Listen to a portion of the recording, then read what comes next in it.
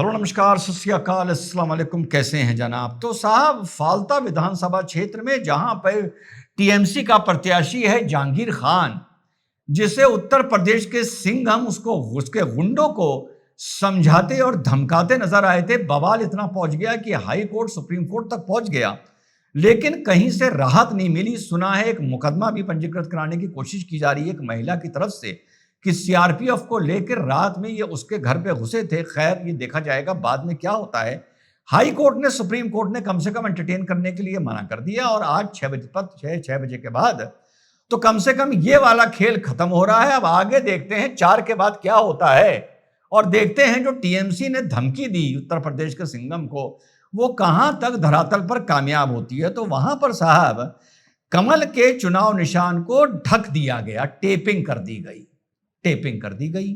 और दूसरी जगह पानीहाटी विधानसभा क्षेत्र में, जहां जैसा मैंने बताया आरजीकर मेडिकल कॉलेज में जो वारदात हुई थी, उस लड़की की माता जी यहां से चुनाव लड़ रही हैं, जहां पर बीजेपी का चुनाव निशान था, वहां पर इंक लगा दी गई।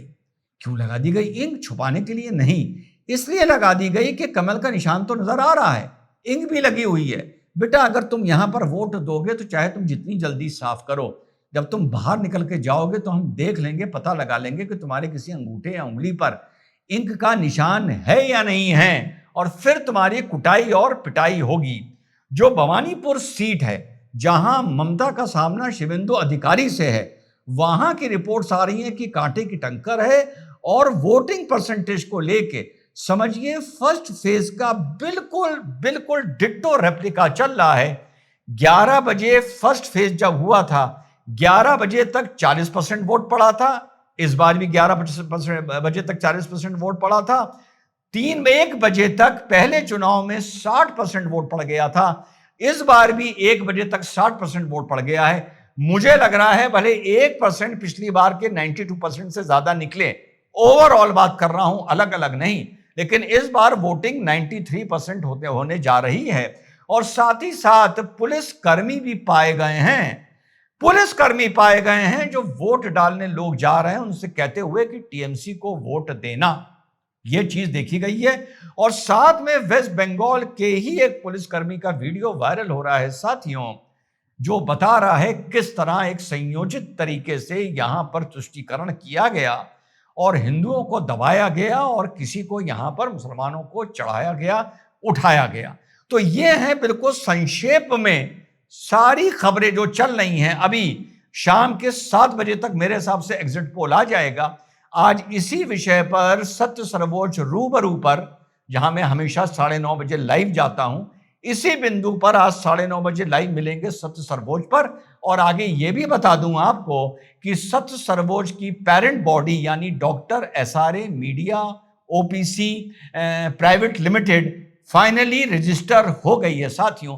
ये रजिस्टर मैंने इसलिए करवाया कि सच सर्वोच्च को मैं सिर्फ एक यूट्यूब चैनल नहीं बना के रखना चाहता, एक ज्यादा बेटर प्लेटफॉर्म देना चाहता हूं। आगे जाकर एक्सपेंशन में, लोन्स में या किसी भी चीज में ये ज्यादा हमारे काम आएगा।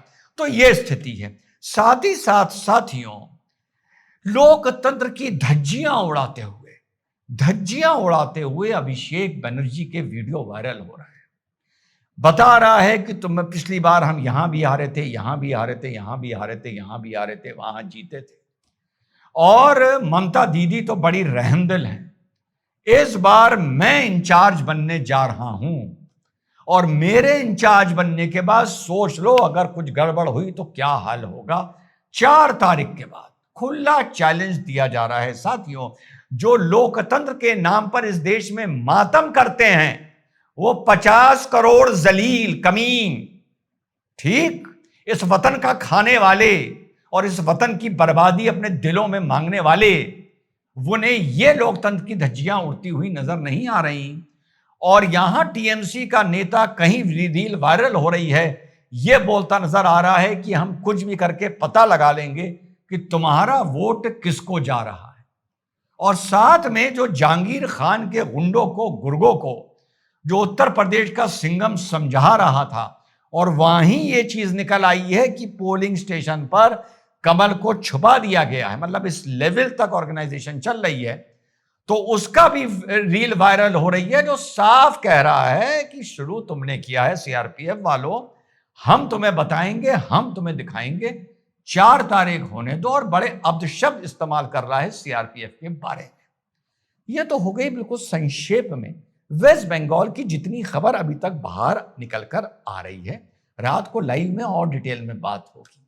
साथियों, यहां पर एक बात कहूंगा, एकदम से इतना बड़ा रेवोल्यूशन उस वेस्ट बंगाल में लाना जो दशकों से स्टेट का की दादागिरी झेल रहा है, पुलिस की दादागिरी झेल रहा है, वो वेलफेयर स्टेट नहीं है, वो पुलिसिंग स्टेट है। वहां पर एकदम से आकर डर निकल जाएगा सबका। देखिए, कभी कभी 2 तरह की सिचुएशंस होती हैं। एक सिचुएशन होती है कि पूरी विधानसभा को यह पता है यहां टीएमसी हार रही है, तो एक आदमी जाकर टीएमसी के अगेंस्ट वोट लाइन लगा के बड़े आराम से कर सकता है।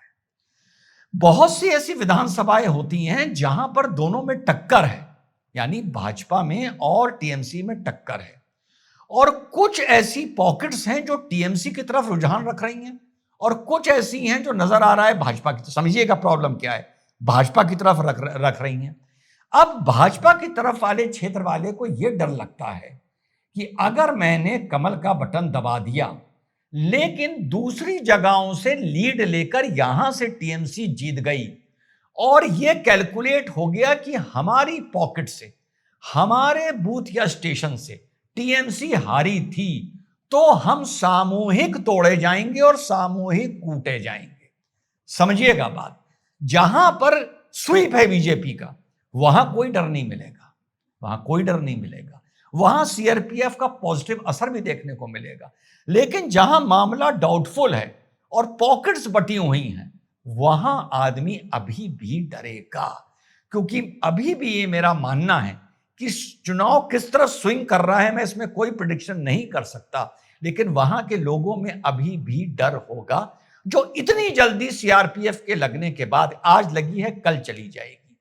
यही सीआरपीएफ की मौजूदगी आरजी करके टाइम से धीरे धीरे बढ़ती रहती, राष्ट्रपति शासन ना लगता, सीआरपीएफ का भले विरोध हो रहा होता, अलग अलग जगहों पे स्ट्रैटेजिकली मुशीराबाद हो गए, मालडा हो गए, 24 परगना हो गया, यहां पर स्टेट चाहता, केंद्र चाहता तो सीआरपीएफ को वहां पर उनकी टुकड़ियां वहां पर कैंप करा सकता था बिना राष्ट्रपति शासन लगाए कि यहां की जो रिपोर्ट्स हैं वो महामहिम राज्यपाल के थ्रू गलत आई हैं। समझिएगा, हम राष्ट्रपति शासन नहीं लगा रहे हैं, लेकिन यहां पर स्टेट की फोर्स पड़ी रहेगी सबकी सुरक्षा के लिए।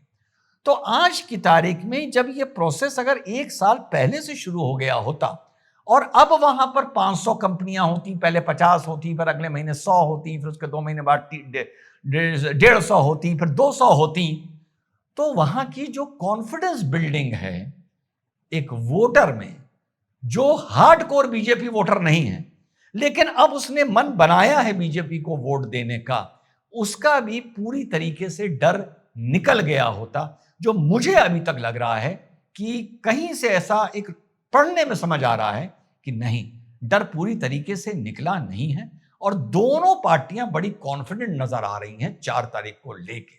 तो अब यह देखना है साथियों कि ये ऊंट किस करवट बैठता है, और ये जो 93-94% वोटिंग हो रही है, ये सिर्फ अपना वोट रजिस्टर कराने के लिए हो रही है एसआईआर से डरकर, या ये एक बगावत है, ये देखना होगा साथियों। चौथी बार दोहरा दूं, इतनी जल्दी इतना पुराना डर पूरी तरीके से मेरे हिसाब से नहीं निकलता है। जय हिंद, वंदे मातरम, खुदा हाफिज।